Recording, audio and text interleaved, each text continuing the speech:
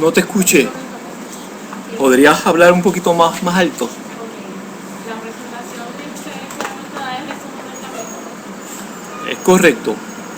Sí, no, es un resumen de ese capítulo. Y, ¿no? Y también, si hay algo que usted quiera, ¿verdad?, añadir en términos de interpretación del mismo, pues fantástico. Pero con hacernos la historia de lo que ocurrió en ese capítulo, estaría bien. Bien, vamos, porque no quiero tomar mucho tiempo para presentar estos capítulos del primer libro, que hay pocas conversaciones, o las conversaciones que Jung tiene esencialmente con el primer libro, en el primer libro, son conversaciones con su alma. Y en ese sentido, son conversaciones de naturaleza más, ¿cómo podríamos llamar? Más con él mismo, aunque, ¿verdad?, nosotros podemos ver todo esto como conversaciones que todas estas conversaciones son con él mismo. Pero me refiero al hecho de que estas conversaciones del Liber Primus son con su alma, y es él interrogando a su alma, y es él lamentándose, por otro lado, de lo que está pasando, y lamentándose de que él no está preparado, lamentándose de que es una vergüenza, ¿no?, que él esté pasando por todo esto. Así que vemos a Jung en cierta manera con esta actitud de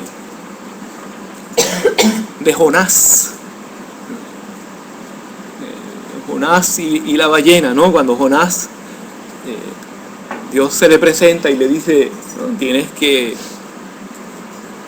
llevar la palabra de Jehová a esta gente, son unos incrédulos.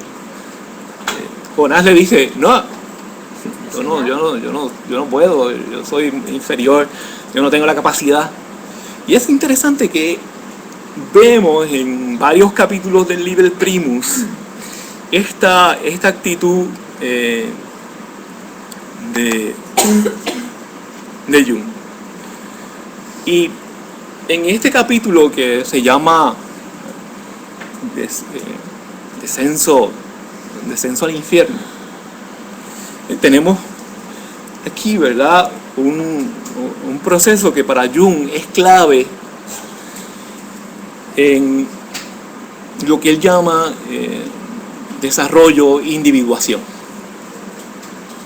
que es esencialmente el tocar fondos, ir a las profundidades, conocer tu sombra, para ponerlo en términos de psicología analítica. Si no se hace eso primero, no es posible pasar a las próximas etapas. Y en ese sentido, esto es una especie de descenso al mundo subterráneo para conocer nuestros demonios, y los demonios que por otro lado no necesariamente son nuestros, pero que son también de la colectividad, y hay que confrontarlos. Así que es lo que en realidad, ¿verdad?, se ha llamado también, este es el Nequia de Jung, en este primer libro, que continúa, ¿verdad?, en el Liber Secundus. El panorama no es más halagador, porque si usted lee detenidamente el Liber Secundus, verá que si usted lo lee a las 12 y a la 1 de la mañana, es una especie de lectura apocalíptica. Es como usted coger el Apocalipsis y el libro rojo tienen unas similaridades muy interesantes, muy interesantes. Sí, Lizzie, que usted me iba a decir. No voy a decir nada, quiero que me diga usted. No, yo. Es que casi todo lo que he podido leer de Jung en sus sueños y sus imaginaciones es como si fuera, es todo similar porque tiene que ver con eso. Por ejemplo, mi parte, igual que leí las de mis compañeros, es como, yo no sé si es que yo estoy malinterpretando o qué, pero yo siento que es lo mismo porque tiene que ver con esa, aunque los cuentos sean diferentes por las visiones, porque es con con el otro y demás, pero es eso, es el alma, es su voz, es la sombra, es el mal, es la lucha, es la virtud con la debilidad, con la basura, con lo otro. Sí. O sea, Es la vida, es lo que es esencialmente un proceso que uno podría decir que extraño, ¿no? Que terrible, pero por otro lado cuando tú miras hacia afuera, eso es lo que está pasando. Es decir, que lo externo se está reflejando internamente, y lo que está dentro también está afuera. Y en ese sentido no hay, ¿verdad? No hay muchas, las descripciones y los símbolos y las imágenes son horrendas, pero no necesariamente fuera de lo que uno podría decir, ¿verdad? Pero de lo que puede ser, sí. ¿Él alguna vez consultó con otro psicólogo lo que le estaba ocurriendo, sus visiones, o él mismo se autoevaluaba? Como vemos, es interesante que él tenía en este proceso, lo poco que sabemos de este proceso es que la persona que lo acompaña en estos años es Antonia Wolf. Y digo Antonia porque si vuelvo a decir Tony, piensan otras cosas del pobre Jung. Y él no era un santo, pero no llegó hasta allí. No sabemos. No sabemos. Y una de las cosas interesantes de Jung en esta relación con Antonia Wolf, con Anthony Wolf, es el hecho de que él podría optar por tener una relación a escondidas con Tony Wolf, y no lo hizo. Y para aquella época, estamos hablando del principio del siglo XX, ¿usted se imagina las habladurías, las críticas? La pobre esposa de Jung. Su pobre, por otro lado, su esposa, que al principio tenía que ver esto como algo bien difícil de aceptar, pero que al final, después de un tiempo, supuestamente, uno no sabe hasta qué grado ocurre este tipo de aceptación. Después de un tiempo, ella aparentemente acepta a Tony Wolf. Y entonces, cuando se dice que cuando iban a las conferencias, Antonia se sentaba a un lado y Emily, ¿no?, se sentaba al otro lado. Ella iba a la casa, se sentaban a comer juntos los tres. Y es por eso que también Jung ha sido acusado de polígamo, entre otras cosas. lo que ¿no? Y uno podría estar de acuerdo o no en relación a lo que hizo Jung, y podría criticarlo en términos morales de que eso fue un abuso hacia su esposa y de que no debió hacerlo, y lo que debió hacer era divorciarse y ya. Yo no podría decir muchas cosas sobre eso. Lo que sí y lo que yo admiro de Jung es el que no escondió la relación, porque hay que tener mucho valor, y yo creo que todo este proceso le ayudó también a él decir, no, yo voy a presentarme tal y como soy, porque yo creo que al principio, en 1913, sin duda que él tenía muchas dudas en términos de cómo lidiar con esta nueva relación, y fue una relación que duró muchísimos años, 40 años. Tony Wolfe muere y ellos todavía... En la parte que yo leí decía que ellos se habían separado porque ella no compartió con él, y esta otra, la que es la que habla Sí, más, pero ella, era en términos de trabajo, línea, era en términos de no, trabajo, era en términos de trabajo profesional. ajá, exacto. Pero la relación de ellos Su intimidad es duró, ¿no? Más o menos fue una relación cercana hasta que Tony Wolfe muere. Y murió joven. 66. Y una de las cosas interesantes fue que él no fue al funeral, sí. él no fue al funeral. Y verdad, no podría especular por qué no lo hizo, pero solamente, verdad, Jung puede responder a eso. Y se han hecho algunos estudios, algunos escritos sobre esa relación, porque ¿no? tiende a ser un aspecto de la vida de Jung importante para entender también su desarrollo como persona, Es interesante que en Memories, Dreams and Reflections no hay una mención a Tony, ¿no? En toda la autobiografía, y no hay, yo entiendo, porque los familiares la eliminaron.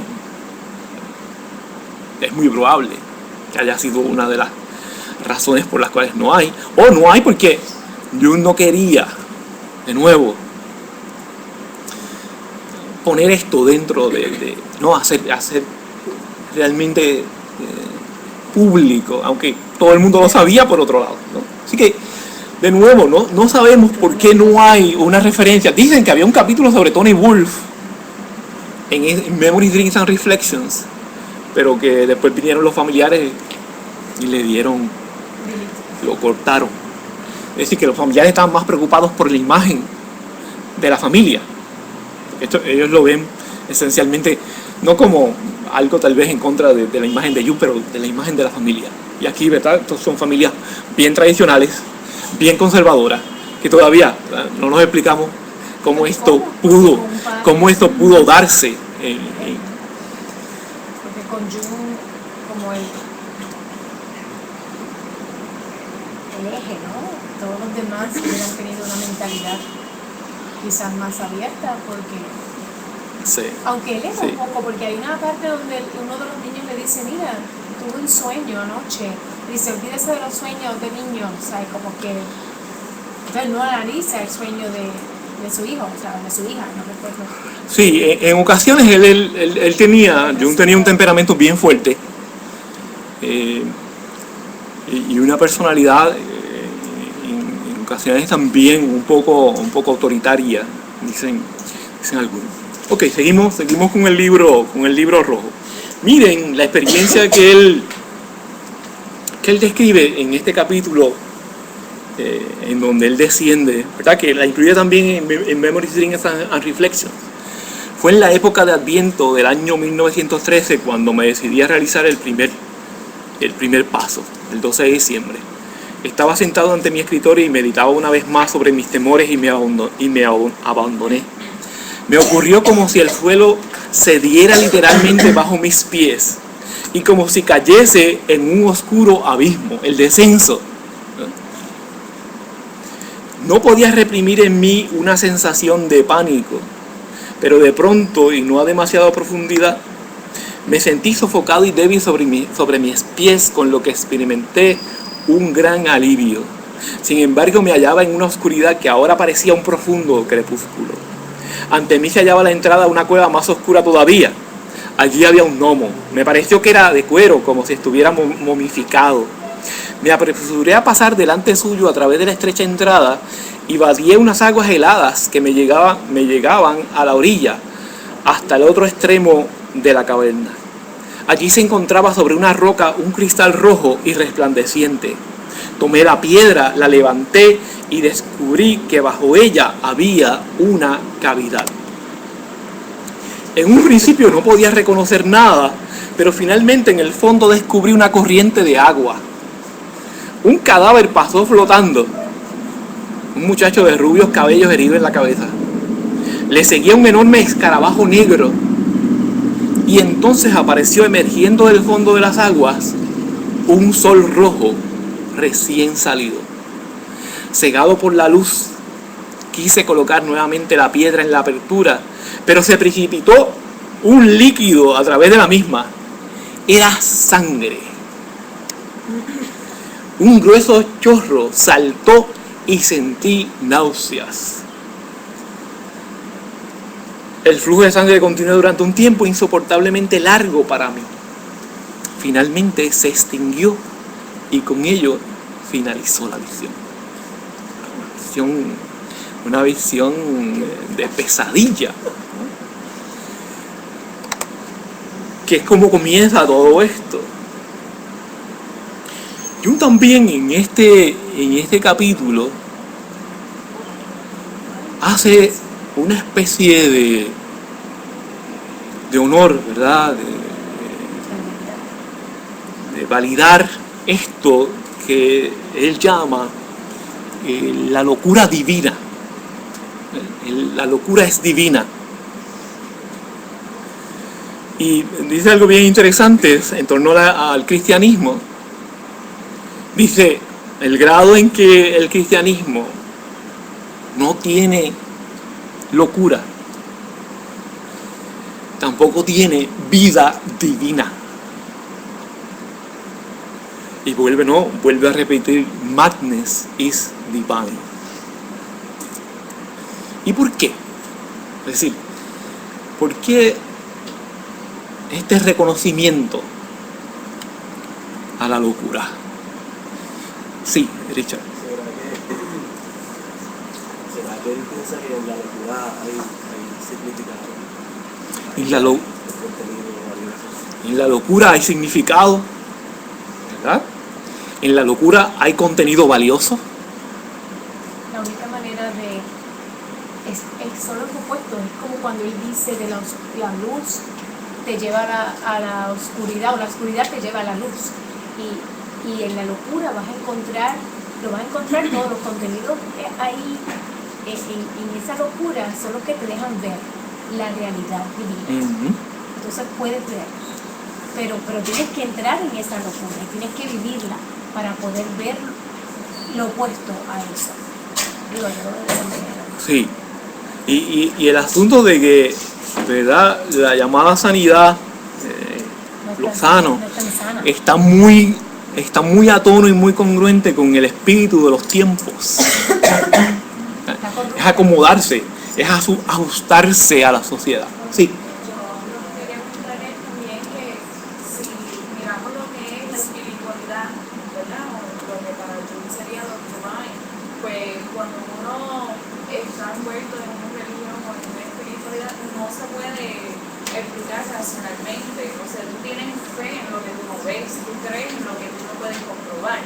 O sea, en un sentido es como tener una cierta locura, porque no es algo, tú estás tratando de explicar lo inexplicable y mirar más allá sin saber exactamente hacia dónde te va a llevar. Entonces, así es que tú encuentras ese tipo de esa locura, porque una persona fanática, una persona espiritual, en sí, tú comparas las características de su forma de pensar y por qué lo piensa y se compara mucho con una persona que que decimos que está loca. Ujú. Porque tú estás escuchando voces de tu Dios, o sea, parece como si fuera esquizofrénico. Tú te estás dejando llevar por una fuerza que tú sientes internamente. ¿Cómo? Muy bien. Así que yo creo que, ¿verdad? Le hemos dado un poco de sentido a esa declaración de Jung.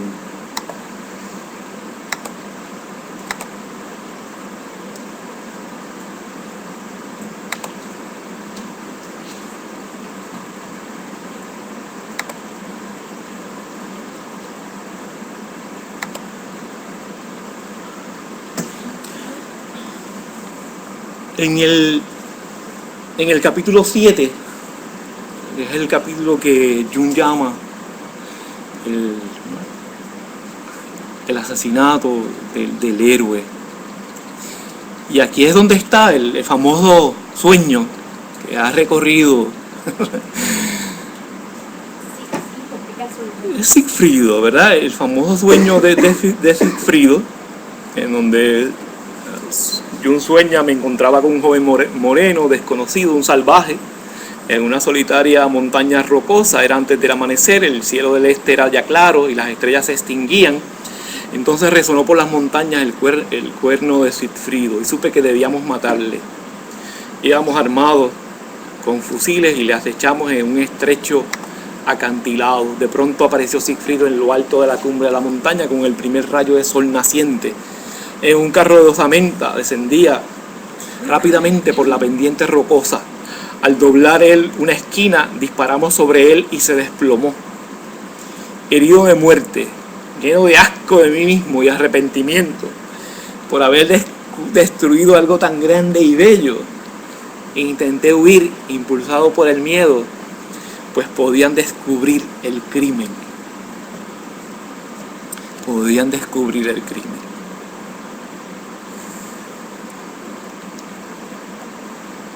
Y como hemos mencionado, uno de los principios importantes de esta primera parte del libro rojo es que Jung sostiene que hay que matar al héroe. ¿Y por qué hay que matar al héroe? ¿Cuál es el problema del héroe? Solamente creen en el ego y el consciente. ¿Perdón? Que el arquetipo del ego no es solamente el que brega más que con el consciente.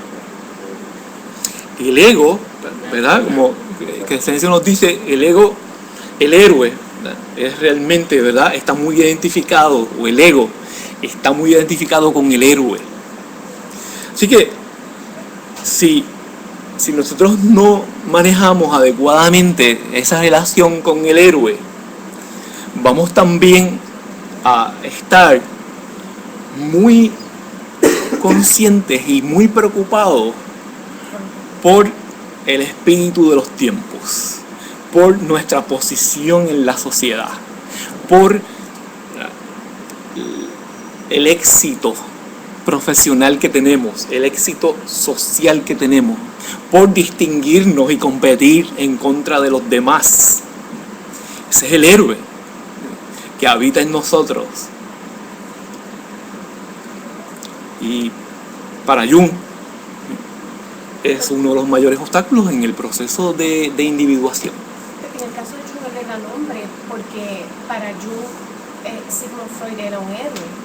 Hasta le llama Sigfrido, que se asemeja al nombre de Sigmund, pero él ahí lo personifica. O sea, porque está hablando ahora usted, ¿verdad? De el héroe, como esa competencia, como el mantenernos en la sociedad con los parámetros que nos dicen, lo que diga el gobierno, lo que diga esto, lo que diga el otro, o sea, regirnos por unas normas sin salirnos de ellas. Pero en el caso de ellos, nosotros tenemos héroes, personas, pero aparte de eso, estos otros héroes que son todo, que es el todo, no lo que nos rige o lo que nos lleva, pero en el caso de él, en este caso en particular, Sigfrido representa lo que la psicología que él inicialmente comenzó y que patrocinaba y que o sea, apoyaba en Sigmund Freud. Sí, sin duda, ¿no? Se puede también ver como una manera de eliminar y destruir todo lo viejo, Exacto, comenzar con su que era representado por el arquetipo del héroe. Y en ese sentido, Jung en el 1913 ya había obtenido, ¿no? Era un hombre, era un psiquiatra exitoso, era un psiquiatra reconocido. Había escrito también unos cuantos artículos, había escrito libros. Así que desidentificarse con la figura del héroe no debió ser un proceso sencillo. Claro, uno de los problemas, yo creo, que tienen los políticos de hoy en día es su identificación con el arquetipo del héroe. Y esa identificación patológica con el arquetipo del héroe es lo que muchas veces lo que los lleva a la corrupción. Y la imagen que ellos presentan usualmente es la imagen del héroe, ¿no?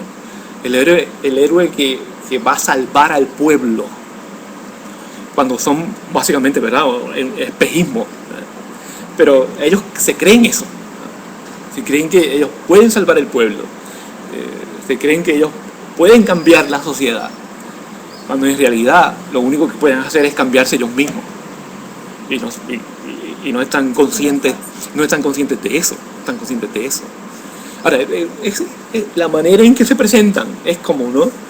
Yo soy, ¿verdad? Y uno puede notar fácilmente que están sobreidentificados, ¿verdad?, con esto del arquetipo del héroe. Sí. Fue hasta 1913 que se individualizó. Anteriormente todos sus trabajos eran basados en los Sigmund Freud, en lo que los demás querían ver. Correcto. Y este sueño es en diciembre de 1913, es como que el inicio de su individualización. Es correcto. Podemos ver eso, ¿verdad?, desde esa perspectiva como un sueño bien importante en términos de que va a iniciar lo que podemos llamar entonces como su psicología, como la aportación principal mía al entendimiento del ser humano.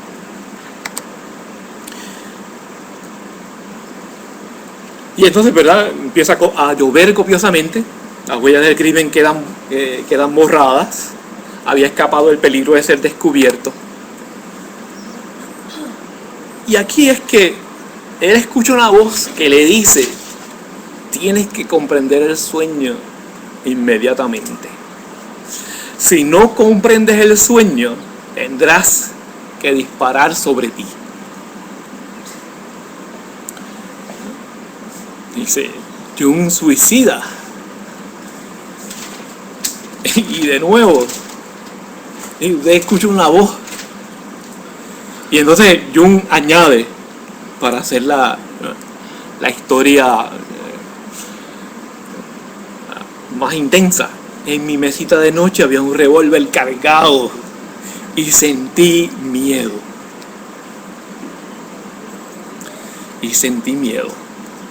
Sintió miedo, ¿por qué? Porque él estaba pasando por una gran crisis, por lo que también implicó para él una depresión fuerte, una depresión intensa. Los símbolos y las imágenes que se presentan a través del libro rojo, una de las cosas que presentan es que estamos aquí, un hombre enfrentándose a una depresión profunda.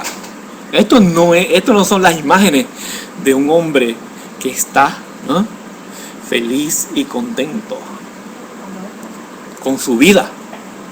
Estas son unas imágenes de un hombre que está sufriendo, y que está sufriendo grandemente, y que necesita recuperar su alma. Sí.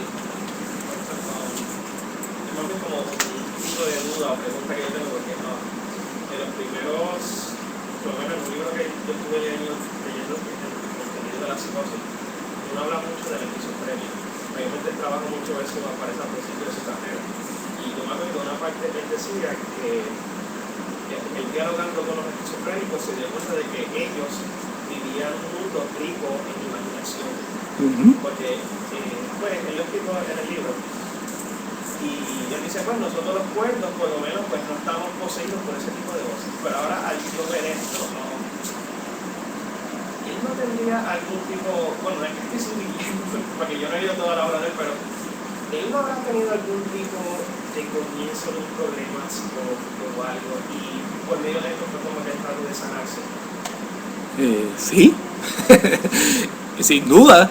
Por eso es que esto comienza también, nosotros comenzamos la discusión del libro rojo diciendo que Jung se puede entender mejor si lo entendemos como un sanador herido. Y el sanador herido es alguien que ha sufrido, que ha enfermado, y en el caso de Jung es, ¿no?, psicológicamente, psíquicamente, y que logra recuperarse, logra sanarse. Pero esa sanación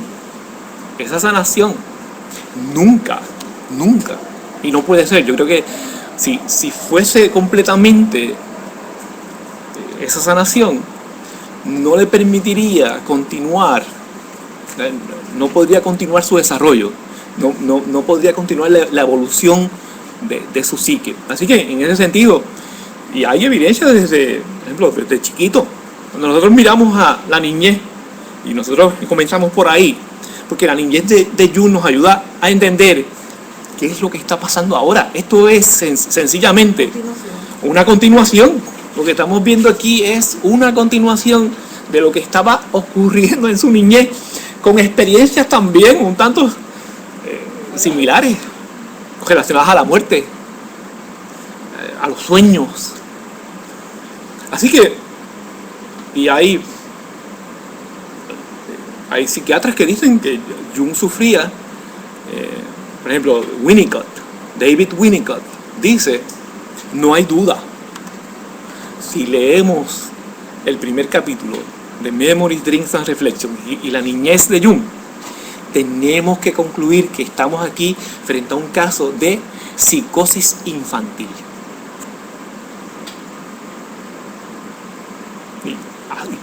Ahora, Winnicott dice, y lo interesante de todo esto es que la vida de Jung es un ejemplo de cómo una persona, de cómo un niño con estos graves problemas psicológicos logra trascender los mismos, superarlos y desarrollar toda una psicología en términos de ese proceso, de cómo logró superar. Porque Winnicott señala que sí, era psicosis, era esquizofrenia,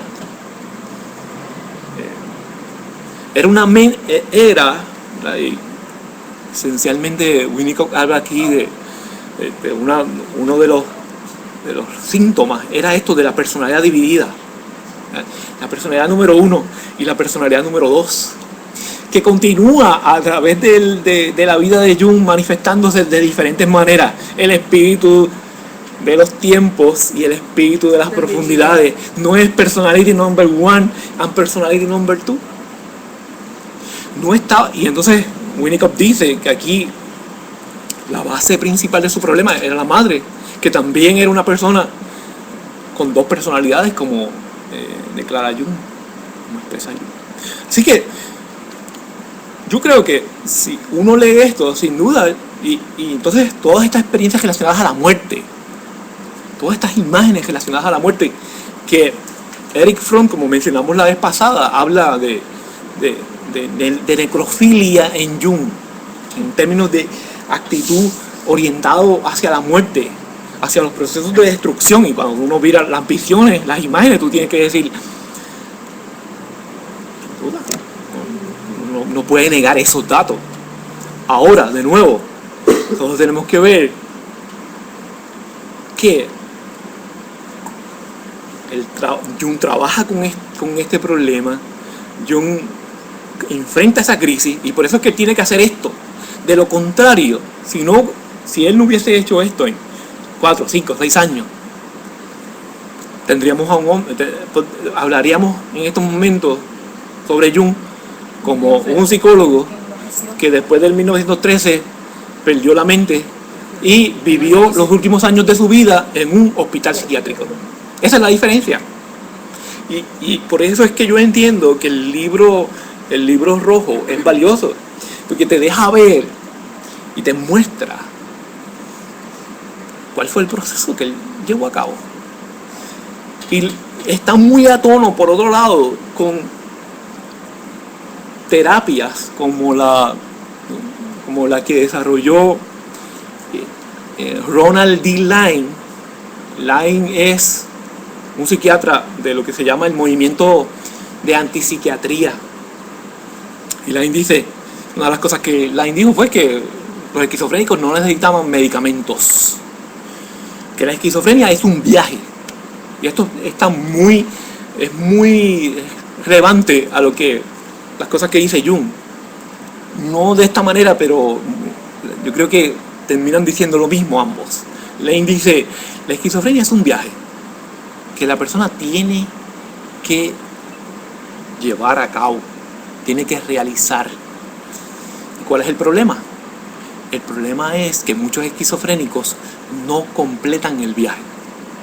¿Y por qué no completan el viaje? Porque la sociedad no le permite completar su viaje.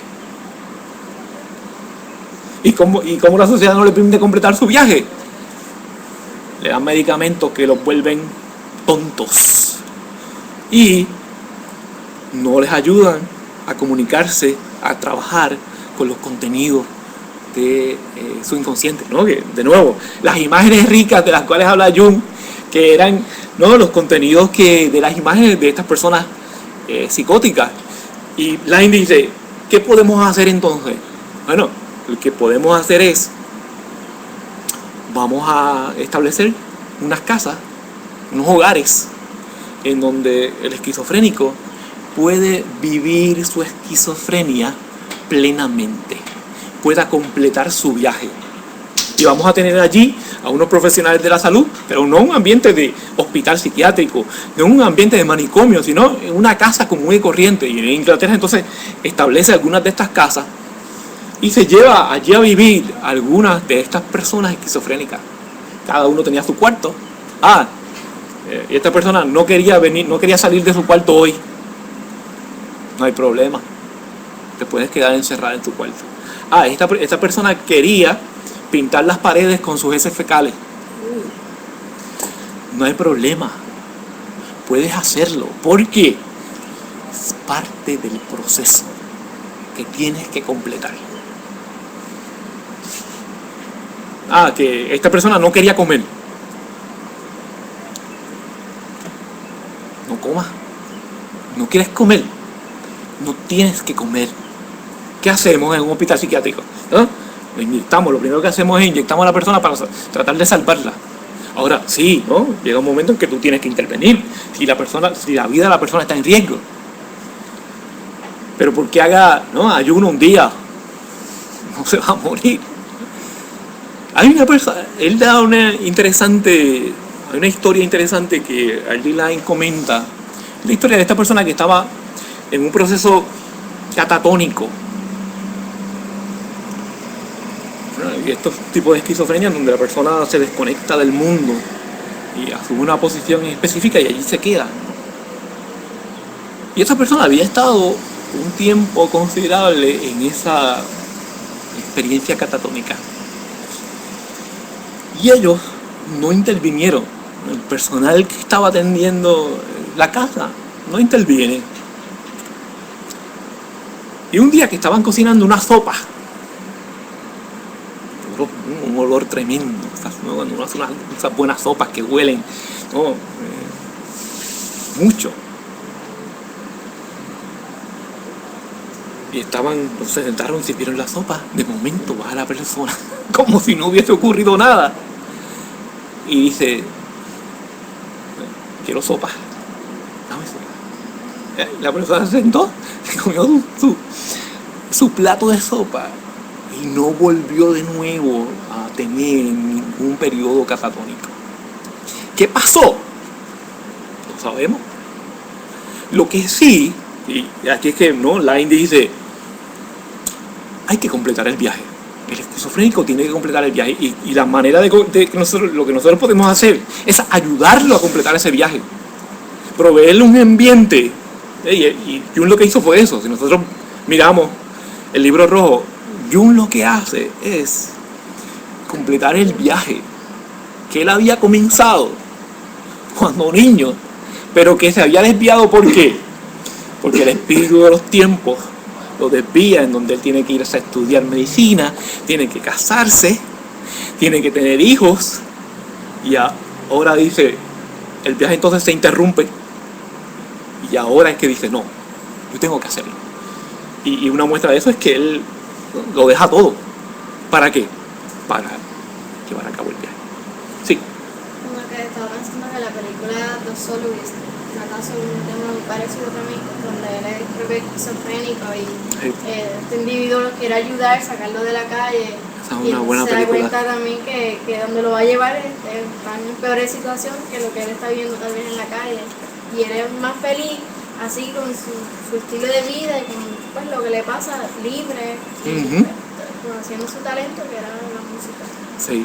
Y él era, o sea, se cuestiona entonces pues, cuán efectivo puede ser el tratamiento a veces para esas personas y versus la felicidad, que a veces nos obviamos y ellos no completan exacto lo que desean en la vida porque todo el mundo quiere ayudarle y a veces lo que hacemos es lo contrario. Es lo contrario. Sí, muy buena película esa. Y se puede ver, ¿no? Desde este punto de vista de crítica a la psiquiatría y un apoyo al movimiento antipsiquiátrico. Así que la obra de R.D. Laing es una obra sin duda que es muy importante que para leer. Y entonces, ¿verdad? Jung termina haciendo este análisis, ¿verdad? Esta interpretación del sueño. Porque si no, te tenía que suicidar. Recuerden que era, o lo entiendes o te suicidas. Es interesante que la voz era una voz femenina. Lo que implicaba que era, ¿verdad? una expresión de su ánima. Y este es el problema que se le plantea al mundo. Sigfrido representa lo que los alemanes quisieran realizar, a saber, imponer heroicamente su propia voluntad. Es decir, que la muerte del héroe también es una muerte de mi voluntad. Y es la voluntad del ego. Donde hay una voluntad se encuentra un camino. Lo mismo quería yo, pero ahora ya no era posible. Es el dicho este, donde hay there is a will, there is a way, que es muy reconocido en la literatura psicológica de desarrollo personal, porque la literatura psicológica de desarrollo personal esencialmente es una literatura basada en fortalecer al ego y en fortalecer la voluntad del ego, porque es lo que esta psicología, ¿no?, considera que es lo más apropiado. Si nosotros fortalecemos al ego, todo lo demás está bien. Para Jung, ese fortalecimiento nada más del ego lleva entonces a la persona a descuidar, ¿no?, estas imágenes y este poder del inconsciente, que es el que nosotros también tenemos que escuchar. Ese ego no se puede hacer caso, no podemos meramente seguir la voluntad del ego y ya. Hay que también ver qué está pasando a otros niveles más profundos.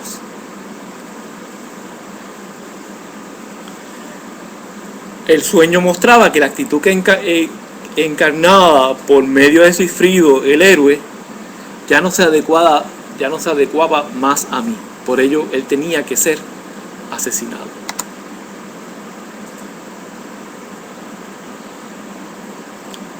Y él continúa describiendo su experiencia sobre este sueño.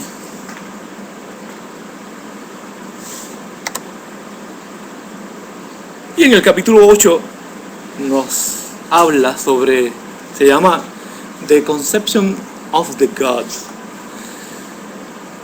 Porque el libro rojo es también, y presenta, mucho antes que Jung hubiese escrito sobre el tema, una nueva concepción de Dios. Y es un Dios bien diferente al Dios que se ha presentado en el cristianismo. Porque para Jung, este Dios tiene que ser un Dios completo. Tiene que representar tanto lo bueno como lo malo. Tiene que representar también lo serio como lo que no es serio, lo humano como lo que no es humano.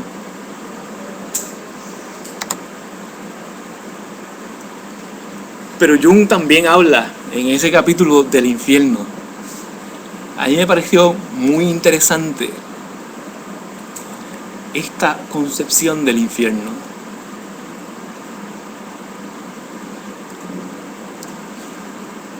Y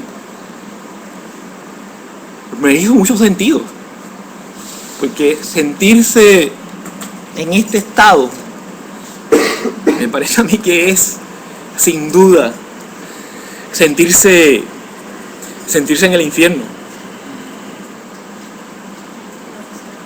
Sí. Una película de Robert Williams, él empieza What Dreams May Come, y describen el infierno así, o sea que para todo el mundo es personal y es, o sea, para una señora en particular, ella está en el infierno, ella es artista y en su infierno, o sea, ella está en una casa donde ella estaba buscando sus pinturas y su arte y no la encontraba y se pasaba buscando y nunca llegaba a encontrar, y también a ella le gustaba limpiar y siempre en la casa estaba sucio, o sea, era todo lo que no le gustaba y ella seguía buscando y no, para que describía el infierno así de esa manera, para todo el mundo era diferente.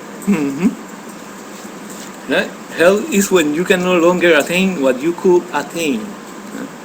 Cuando no puedes obtener aquello que podías obtener. El infierno es cuando debes pensar y sentir y hacer todo aquello que sabes que no quieres. El infierno es cuando sabes que your having, ¿no? El tener es también un querer y que tú eres responsable por ello. El infierno es cuando sabes que todo aquello serio que has planificado contigo mismo es algo también reíble, ¿no? Este asunto de que mira que toda esta seriedad, ¿no? Todos estos planes serios que yo tengo con mi vida, algo, ¿no? Que no es tan serio como nosotros creemos que es. Que todo aquello que es, ¿verdad?, fino es también brutal. Que todo aquello que es bueno es también malo, ¿no? En antiodromia, la psicología de los opuestos, la dinámica de los opuestos, que todo aquello que es alto es también bajo, y que todo aquello que es placentero es también vergonzoso. Eso es el infierno. Yo creo que es la mejor definición de lo que yo he leído en torno al infierno. No necesitamos morir. Y lo que él está diciendo, usted no necesita morir para saber y experimentar lo que es el infierno. El infierno es aquí y es ahora. Y usted lo vive. No es tan lejos como nosotros creemos que es.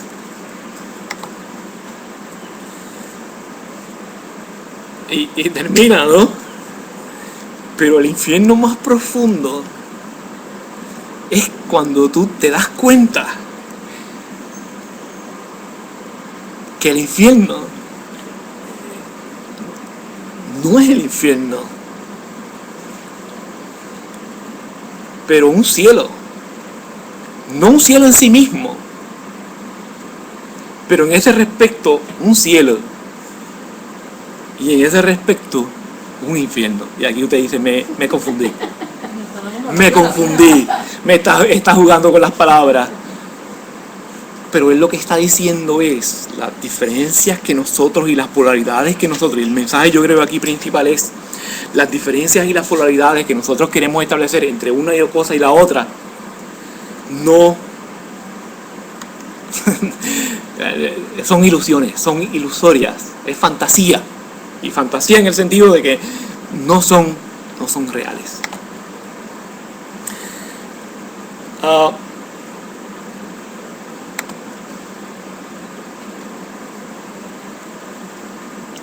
Y miren esta definición de Dios que no se encuentra en el libro rojo, pero yo creo que define muy bien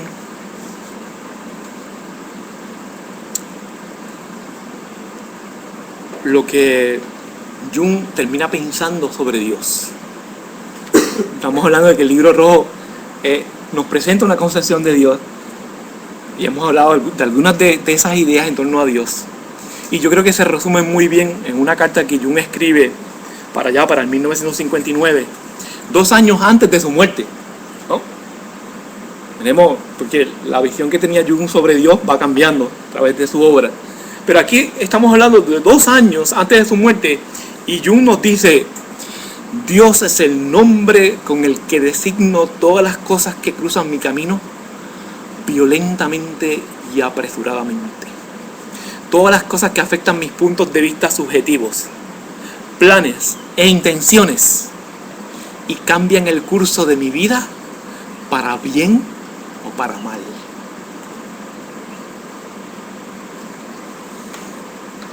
Ese es el Dios de Jung.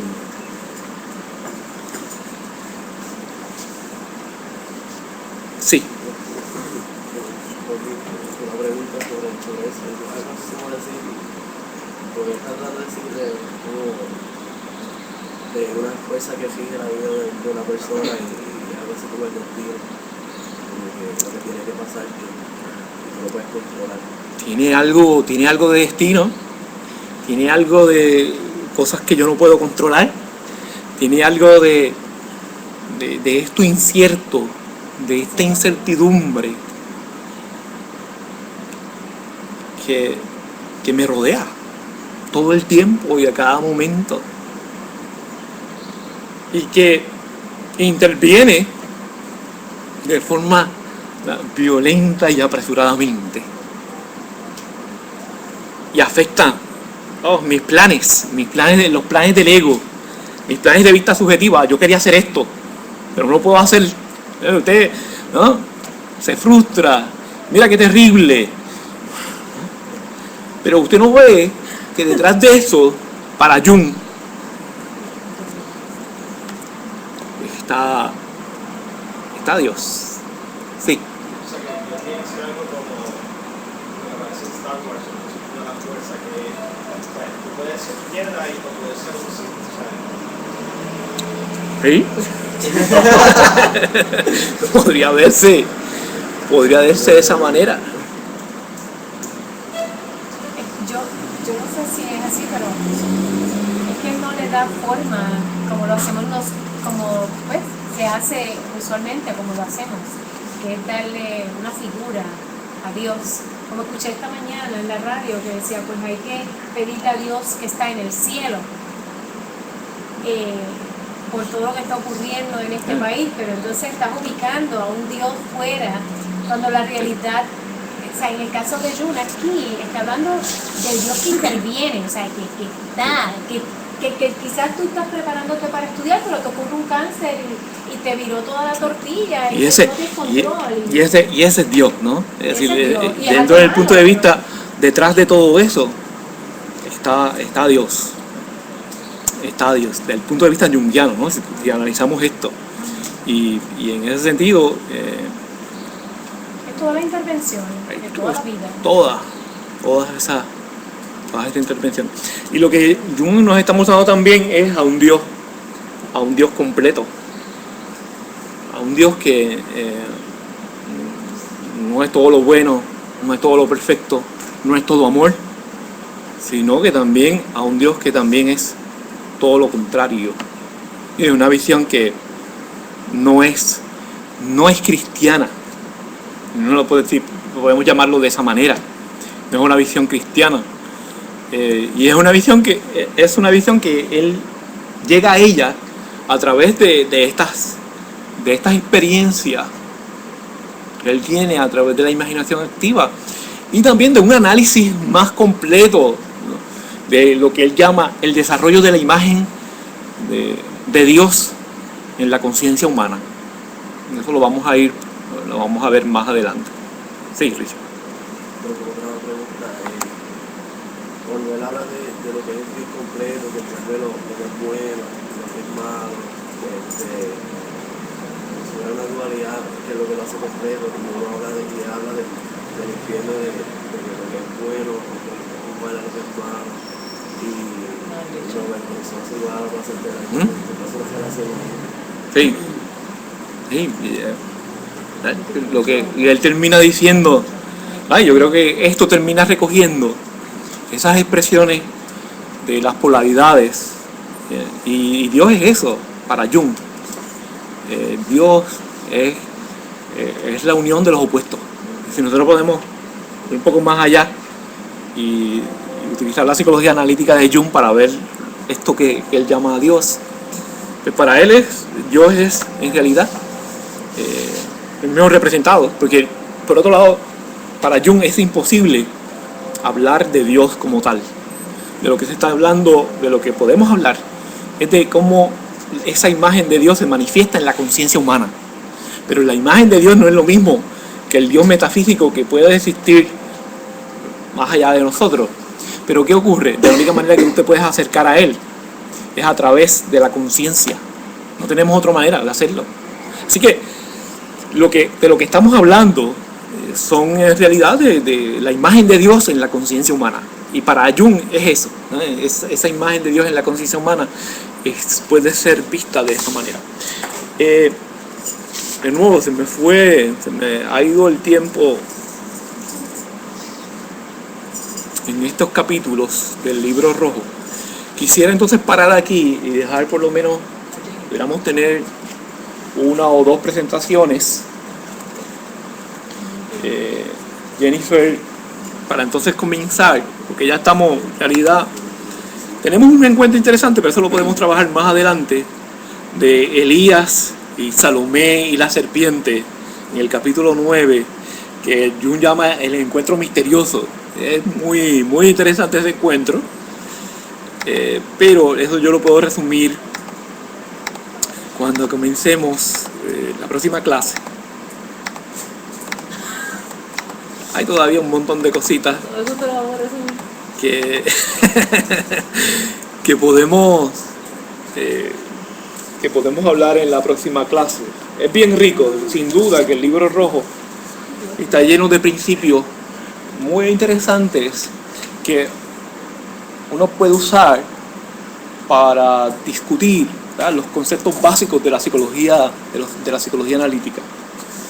Así que vamos a dejarlo entonces con el libro segundo, Jennifer, y el capítulo 1 de ese libro segundo,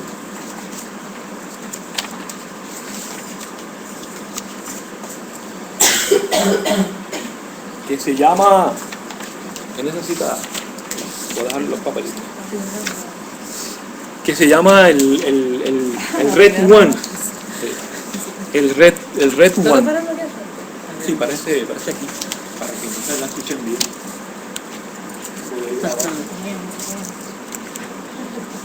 Comienzo. Ok, buenos días a todos los que estamos aquí y los que están viéndonos por internet. Bueno, mi capítulo es el primero, que él lo tituló The Red One, o el hombre rojo. En este primer capítulo, como la mayoría, pero en esta primera parte, como la mayoría de las otras que él ha hablado, siempre lo empieza con frases bíblicas, mayormente. Este primer capítulo fue escrito el 26 de diciembre de 1913 y nos cuenta sobre una visión o sueño que tuvo Carl Jung. Durante la misma, el espíritu de las profundidades lo posee. y lo ubica en la torre más alta de un gran castillo. El mismo es asemejado con la época medieval. El castillo se encuentra en un campo grande, vasto. Jung resulta ser el guardián de dicha torre y se encuentra observando todo a su alrededor como si estuviera pues esperando algún acontecimiento. De repente se ve en la distancia un jinete vestido de rojo que cabalga hacia la torre. Este incursiona dentro de la misma y llega donde se encuentra Jung. Durante este periodo de tiempo, Jung va sintiendo más y más fuerte dentro de sí cómo se va acercando el jinete. Él siente los pasos del caballo y él siente cuando va subiendo las escaleras hacia donde él hasta que se ven frente a frente. Durante este periodo, pues Jung siente mucho miedo y temor ante la figura, que además de que está vestido de rojo, tiene su pelo rojo y lo que yo denominé como su aura también es roja. Por tal razón, Jung concluye que este caballero es el diablo. Luego ambos entablan una conversación bien larga, que es básicamente todo el capítulo, donde Jung durante este tiempo está tratando de desenmascararlo o descubrir la verdadera identidad de este caballero. Su conversación se basa mayormente en el deseo de ambos, en el que otro demuestre quién realmente es. Es decir, que ambos se tientan, yo puse esta palabra, mutuamente, creando recovecos, como creando situaciones para envolver a la otra figura, para que en sí diga quién es. Por un lado, Jung quiere que este personaje acepte, pues ya como él tomó una base de que él era el diablo, pues él quiere que él lo acepte e indique cuáles son sus malas intenciones, que demuestre quién es, sus malos deseos, pues que acepte que es el diablo. Mientras que la otra figura quiere que Jung acepte que Jung es falso, que es un arrogante, un sofista, que eso lo incluye durante la conversación, que un sofista se conocía en la antigua Grecia como una persona que se cree que sabe mucho y trata de utilizar la palabra para convencer a las otras personas a que lo sigan, y porque de así sube como que su ego, en cierto sentido, crece mediante más personas la siga y convenza. Y que Jung es un fanático religioso. Esto porque cuando él lo está tratando de confrontarle que él es el diablo, él utiliza frases bíblicas, habla sobre el cristianismo, y entonces la otra figura, que es el caballero rojo, empieza a decir: oh, pero tú me estás diciendo estas cosas porque tú eres un fanático religioso. Esto porque instalar una religión, es una discusión, como le acabo de decir, de la religión del cristianismo, lo cual Jung defiende a capa y espada, mientras que el jinete le busca las faltas. Una de las faltas que él encontró fue que empieza a hablarle sobre los judíos, en el tono sobre que como que el cristianismo no es completo porque no todo el mundo lo sigue, y que como la religión del cristianismo es buena si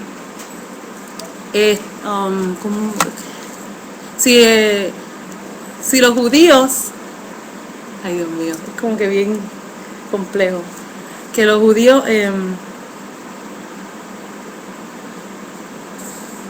como que mataron a Cristo, algo así. Ay Dios, perdón, pero eso es lo que están hablando. Esto llega a un punto donde Jung demuestra más inteligencia que el jinete cuando capta la debilidad del mismo. Y así él expresa la verdadera intención de él. Es decir, Jung descubre que esta figura vive por el arte de disfrutar y de que la vida hay que pasarla bailando y gozando en alegría. Esta parte es cuando él y Jung están hablando de que la figura le está indicando que él es demasiado serio con la vida. Y él es demasiado serio con sus intenciones, él es demasiado serio en cómo él rige su vida, como que todo es profesionalismo o ética o moral, pero que el jinete le está indicando que la vida no hay que tomarla muy en serio, sino que hay que pasar por la vida no pensando en lo que uno va a hacer, sino mientras lleguen las cosas, uno tomarlas como vienen, y mientras más fácil sea y más alegría uno tenga y pasarla bailando o gozando, pues es mejor. Entonces Jung utiliza esta palabra bailar, que es la que él captó como alegría, que era lo que el jinete en sí estaba diciendo, de forma negativa para el jinete. Y de repente el jinete pierde la compostura y se vuelve serio con el tema. Y entonces yo hice una cita aquí, no sé si usted la tiene aquí. Es que es en inglés. El jinete le dice, oh, I know you mean life. I know esta frase. Yo también vivo con mi pelo volando, como que estaba gozando. Lo que no tiene nada serio. En el contrario, es mejor danzar en la vida. Y entonces Jung le dice, sí, yo sé de baile. A mí también me gusta bailar. Y más cuando él tiende a decir que danzar es como algo vano, que lo utilizan para lo sexual. Que dice en la época de cacería de mujer y hombre. Y entonces, también sé que uno baila para los dioses. Le está hablando Jung al jinete. Que algunas veces es algo ridículo e inadecuado, y honestamente no le veo la capacidad o algo bueno a esta expresión. Y entonces el jinete le dice, ay, amigo mío, me quito la máscara. Ahora sí que me vuelvo serio con esta conversación, porque este término me concierne grandemente. Ya que el danzar o el bailar es un símbolo mío, muy particular. Entonces, luego de esta conversación, el jinete revela que realmente este jinete demuestra la felicidad de Jung. Es decir, que el jinete en realidad es la alegría que vive dentro de Jung, que trata de aparecer en la vida de este para que sea feliz o para que este aprenda a ver la felicidad en la vida. Esto lo demuestra cuando dice, oh, yo también quizás sí conozca de la alegría ante Dios, la cual puedo llamar danzar, pero todavía no he encontrado la alegría. Y no veo las cosas de manera alegre como vienen. No puedo ver la alegría en las situaciones que me ocurren, le dice Jung. Y entonces ahí el jinete revela, oh, no me reconoces, hermano, yo soy la alegría. Y entonces luego de esto él le dice, ¿cómo puede ser tú la alegría? Y entonces las imágenes dice, tu imagen es algo no es clara para mí, se me sale de las manos. Y entonces, ¿quién tú eres? ¿La alegría? ¿O eras la alegría? Y en eso finaliza la visión. Y entonces, luego de esta visión, que él la expresa aquí, él hace un análisis intenso de esta visión. Y en este proceso descubre que realmente todos tenemos un diablo o algo negativo dentro de nosotros. Y que es nuestro deber conocerlo, ya que este proceso permite llegar a un balance en nuestro interior. También Jung indica que yo de verdad grandemente quiero confrontar mi diablo y hablar con él como una persona real. Yo aprendí en el misterio tomar en serio lo desconocido y pensar en lo que y habita personalmente en el mundo interior, desde que lo real, porque esto es real y es efectivo. Por otro lado, Jung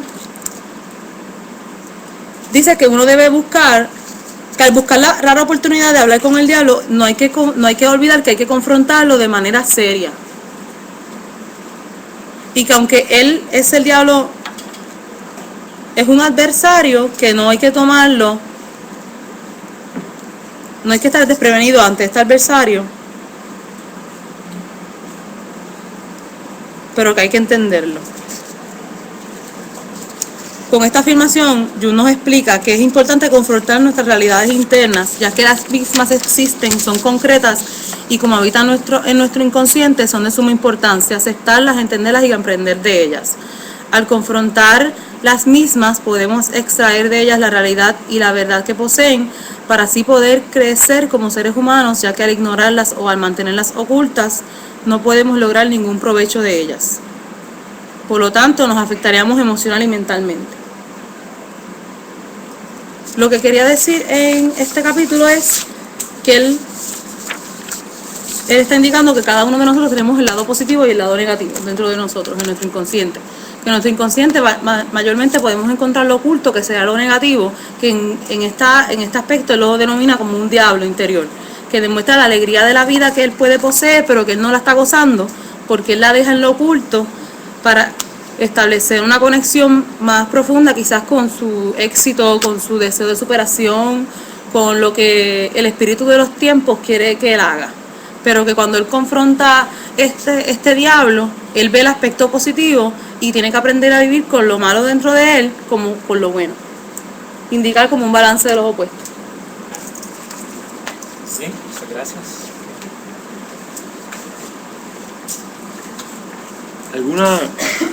¿Alguna duda, alguna pregunta?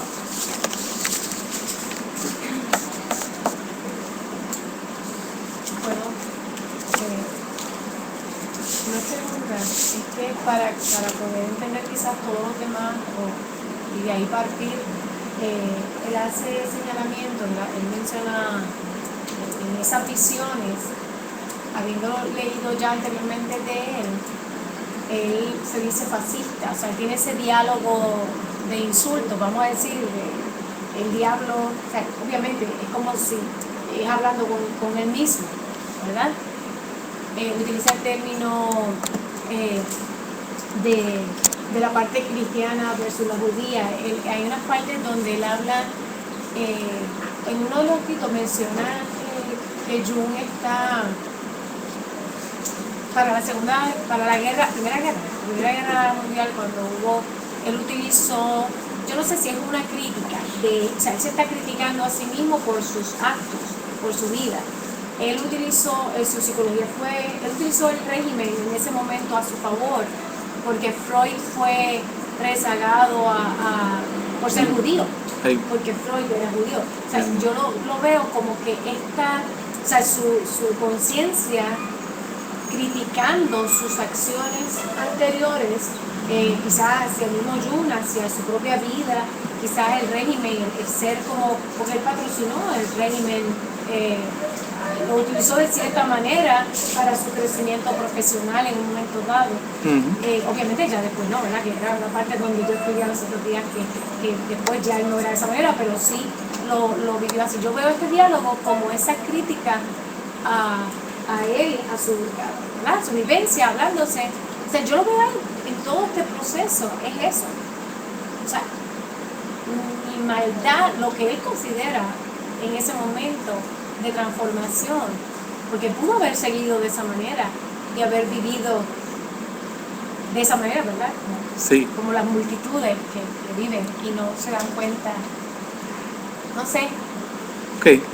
¿Entiendes? Sí, lo entiendo. ¿Podemos entender? Entiendo. O por lo menos dígame si es algo así para poder, porque es que para saber Entiendo. si es de esa manera, Sí. para yo entender. Sí. El llamado, ¿verdad? El Red One es en realidad, uno, ¿verdad? Trata de verlo en una perspectiva amplia como Jennifer lo ha presentado. Es en realidad el principio de placer en Jung, y cómo él tiene problemas aceptando ese principio de placer en él.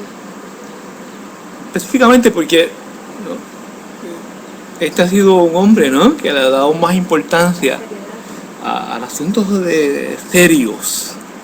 Y lo que le está diciendo el Red One es interesante, porque aquí hay un aprendizaje de ambas partes. Este diálogo imaginario con el Red One es un diálogo en donde ambas partes aprenden el uno al otro. Así que, como mencionamos la vez pasada, la imaginación activa es un proceso en donde tanto las figuras del inconsciente son educadas, como por otro lado el ego, en este caso representado por Jung, es también educado y es transformado. Y en este caso lo que Jung aprende es, mira, es necesario yo integrar estos aspectos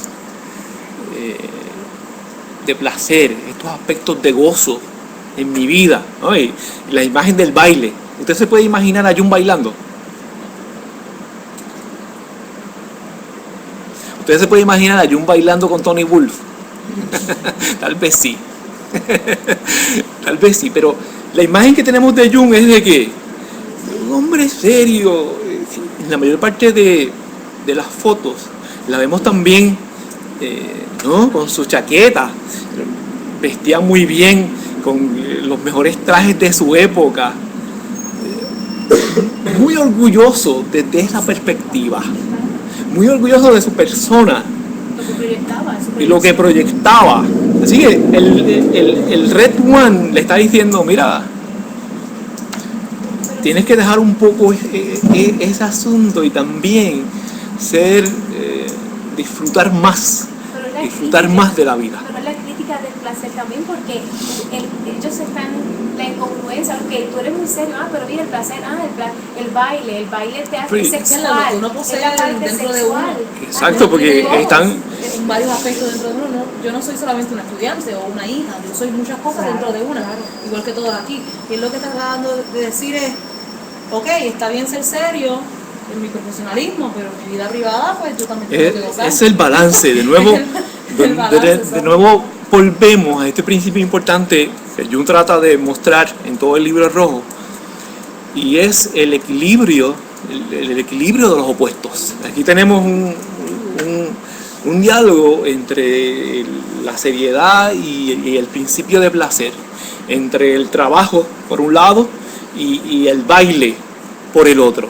Y el mensaje final a través de todas estas historias es el mensaje tal vez de naturaleza aristotélica, de que de las cosas ni el exceso ni el defecto.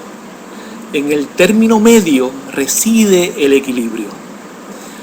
Y a mí me parece, ¿verdad?, que cuando uno mira a este libro rojo desde esa perspectiva de que en el término medio reside el equilibrio, es lo que Jung está tratando de mostrarnos y de decirnos constantemente. Es ese término medio y la dificultad, por otro lado, el problema de poder obtener, de poder lograr ese término medio, que ¿no?, es realmente el gran problema, el gran dilema de nuestra vida, ¿no? Cómo uno puede llegar a ese término medio. Jorge, ¿verdad?, allí desde en línea, desde el chat, nos dice: Jung siempre trata de asociar el contenido de sus visiones con eventos que él, inclusive el mundo, está viviendo. Es de esta manera que él trata de buscarle significado a esas visiones. Vamos entonces, ¿verdad?, a parar aquí. Ya son las 10:20 y pico. El martes, el martes es en línea. Venga preparado para o hablar a través de su computadora con un micrófono, y si no es posible hacer eso, yo voy a leer lo que usted haya publicado en el foro. Así que es importante que eso que usted haya publicado en el foro sea lo suficientemente completo, ¿no?, para que usted que podamos prescindir de que usted lo tenga que discutir y yo solamente, ¿no?, con leerlo podamos tener entonces una idea de ese capítulo, y usted estar allí a través del chat entonces dispuesto a comentar y a responder preguntas. Será entonces hasta el martes.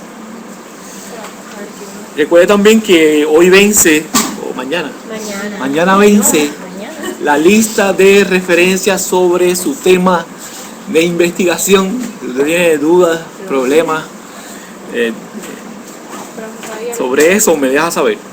Lo del domingo, que es lo del requisito reflexiones. ¿De qué forma se El 14 de febrero nosotros vamos a evaluar su primer trabajo en el blog. Pero por ejemplo, yo he publicado ¿Cuál es el primer trabajo en el blog? cada día? ¿Usted va a leer todo eso? Yo voy a leer las entradas que usted ha publicado y entonces utilizando la rúbrica que le mostramos, vamos entonces a evaluar esas entradas. Okay. Bien, déjeme darle aquí stop y ponerle a grabar.